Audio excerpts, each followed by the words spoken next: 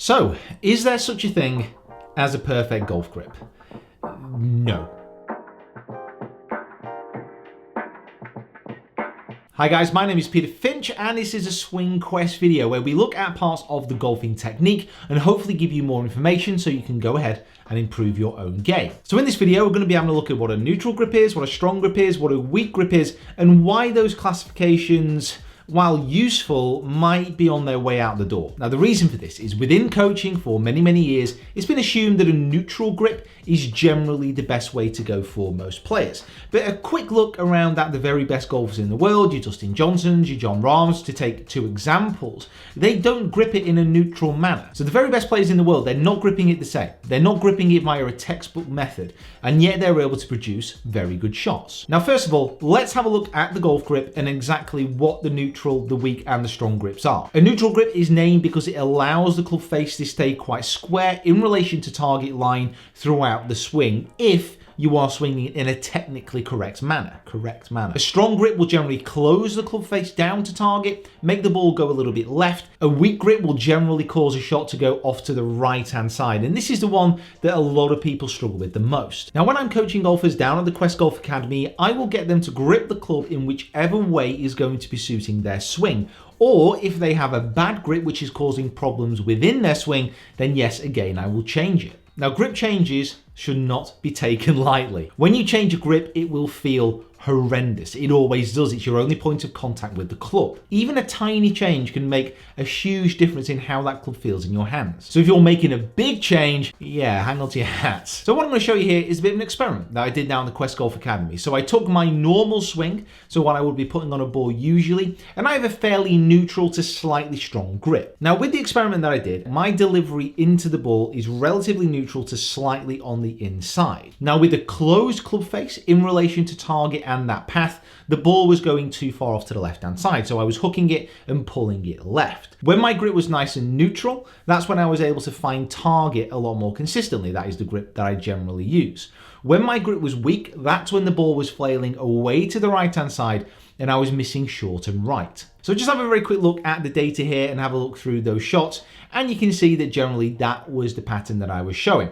My strike was okay, although it was suffering when I did change to these unusual grips. As you might expect, they're not what I'm used to. But here's what we're going to have a look at. So what I then did is I started to alter, first of all, my wrist angles as I started to swing. So I started to play around with the different positions. So for example, with my weak grip, as I got up to the top of the swing, I started to bow my left wrist. Now what you will find is that with a weak grip position and a bowed left wrist, that bowing action actually started to strengthen the face back up to neutral.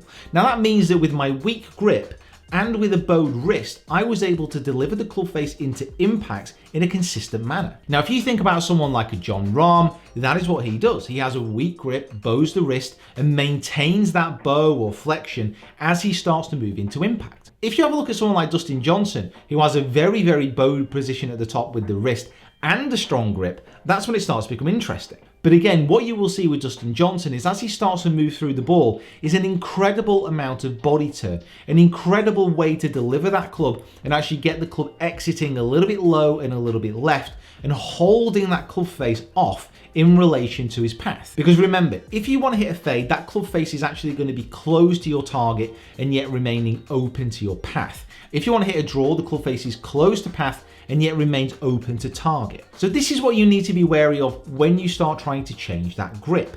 If you have a strong club face position at the top of the swing, for example, but are hitting the ball relatively straight, don't think because you have a closed club face position that's a bad thing. You might be making the compensations at impact to improve your shots. And the same goes for a weak grip. I would say though that people who tend to grip the club in a weak manner, they are less successful generally than the players who grip in a strong manner. That's a very generalized view, but it's something that I've seen many times in lessons. Now here is what I would suggest. I would suggest going to the driving range, using this video and actually looking at the different grip positions and giving them a go when you hit shots. Which ones do you find more successful? Which ones are giving you better ball flights? Which ones are giving you worse ball flights? Experiment around and test. Because remember, grip does change a lot of things within the swing. finally, the most important thing that it will change is your club face angle unless you make those compensations. So a perfect grip, there is no such thing. There is only the best grip that is going to work out for you. So please experiment, please try. And guys, thank you so much for watching. Please subscribe to the channel if you haven't already. Follow me on my other social media platforms as well. The Swing Quest book is going to be out on the 10th of December 2018, so please go check that out as well. Guys, thanks for watching, and we'll see you next time.